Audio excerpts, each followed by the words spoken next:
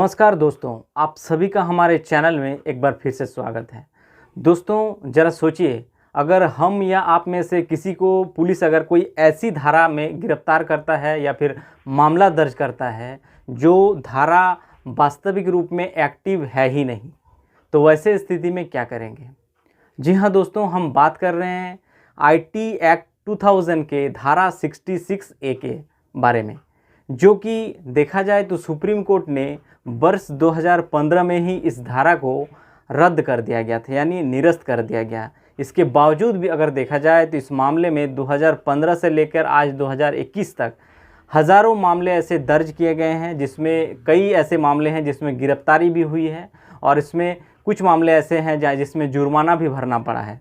यानी आप सोचिए कि हमारी कानून व्यवस्था कैसा हो चुका है, जहाँ पे सुप्रीम कोर्ट एक धारा को वर्ष 2015 में ही रद्द कर देता है, निरस्त कर दिया गया है। इसके बावजूद पुलिस इस मामले के तहत लोगों को गिरफ्तारी भी कर रहे हैं, मामला भी दर्ज कर रहे हैं और जुर्माना भी लगा रहे हैं। दोस्तों, IT एक्ट 2000 के 66A की जो धारा है, इसको सुप्रीम कोर्ट ने देखा जाए तो वर्ष 2015 में श्रेया सिंघाल बनाम भारत संघ के मामले में ऐतिहासिक फैसला सुनाते हुए वर्ष 2015 यानी 24 मार्च 2015 को इस धारा को निरस्त कर दिया गया है। इसके बावजूद इस धारा के अंदर पुलिस आज तक कई ऐसे मामले हैं जिसमें मामला दर्ज करते जा रहे हैं। यानी आप समझ सकते हैं कि क्या स्थिति है। यानी कोऑर्डिनेशन बिल्कुल ख़राब हो चुका है दोस्तों किसी भी चीज़ को अगर सफल बनाना है, कोई भी ऑर्गेनाइजेशन को अगर सफल बनाना है, तो सबसे ज़्यादा ज़रूरी है वो है कोऑर्डिनेशन। अगर इसी कोऑर्डिनेशन की बात करें दोस्तों, तो आप 1971 के वॉर में, जो कि भारत पाकिस्तान के बीच हुआ था, इसमें भी अगर देखा जाए तो भारत के तीनों सेनाओं का कोऑर्डिनेशन बहुत अच्छा था। यानी नेवी, एयरफोर्स और आर्मी, इन तीनों सेनाओं का कोऑर्डिनेशन बहुत ज़बरदस्त था, जिस वजह से भारत उसमें विजय हासिल किया था। वहीं पे देखा जाए तो कारगिल युद्ध में भी भारत के तीनों सेनाओं का कोऑर्डिनेशन बहुत ज़बरदस्त रहा, जिस वजह से कारगिल वॉर में भी भारत विजय रहा। तो इसी तरह से अगर भारत में जिस तरह से हो रहा है, यानी सुप्रीम कोर्ट अगर देखा जाए तो धारा 66A को रद्द करने के बावजूद इस मामले में पुलिस अभी भी मामला दर्ज कर रहे हैं इस धारा के अंतर्गत, तो आप समझ सकते हैं कि कोऑर्डिनेशन कहीं ना कहीं कोऑर्डिनेशन में कमी है, कोऑर्डिनेशन थोड़ा गड़बड़ है चल रहा है। दोस्तों, अब हम लोग बात करने वाले हैं कि IT एक्ट के धारा 66A में क्या है, आखिर इस धारा में क्या है। तो दोस्तों, ये जो धारा है यानी 66A, इसमें है कि ऑनलाइन प्लेटफॉर्म पर आक्रामक मैसेज या फिर कोई भी अपमानजनक कंटेंट अगर पोस्ट करता है कोई भी यूज़र, तो ऐसे मामले में पुलिस को यूज़र को गिरफ्तार करने का अधिकार दिया हुआ है, जिसमें 3 साल तक कैद की सज़ा भी हो सकती है। ये है IT एक्ट का धारा 66A। इस धारा को सुप्रीम कोर्ट ने 24 मार्च 2015 को श्रेया सिंघाल बनाम भारत संघ के मामले में सुप्रीम कोर्ट ने ये कहा कि ये धारा धुंधला, असंवैधानिक और बोलने के अधिकार का उल्लंघन है। यानी right to freedom of speech जो है उसी का उल्लंघन है इस धारा में, जिस वजह से सुप्रीम कोर्ट ने इस धारा को ही निरस्त कर दिया। यानी आप समझ सकते हैं कि वर्ष 2015 में IT एक्ट के धारा 66A को निरस्त करने के बाद भी इसमें मामले लगातार दर्ज हो रहे थे।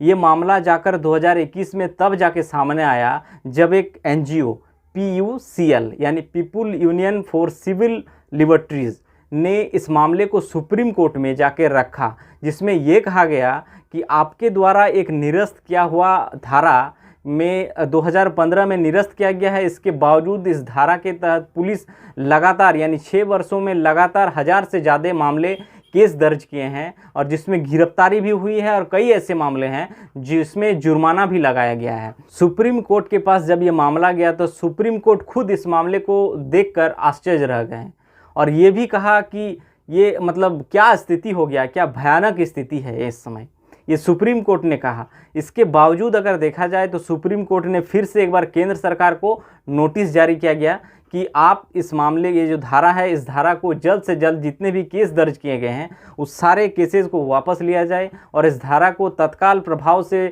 निरस्त कर दिया जाए, ताकि मतलब पुलिस में जो पुलिस ऑर्गेनाइजेशन है यानी पुलिस को इसमें कोई कन्फ्यूज़न ना हो। ये कन्फ्यूज़न के वजह से ही पुलिस इस धारा के तहत लगातार मामले दर्ज कर रहे थे। यानी आप समझ सकते हैं कि वर्ष 2015 में सुप्रीम कोर्ट के द्वारा जिस धारा को निरस्त कर दिया गया, इसके बावजूद राज्य सरकार और केंद्र शासित प्रदेश के पुलिस लगातार इस धारा से मामले दर्ज करते जा रहे थे और गिरफ्तारी भी हुई है कई ऐसे मामले से।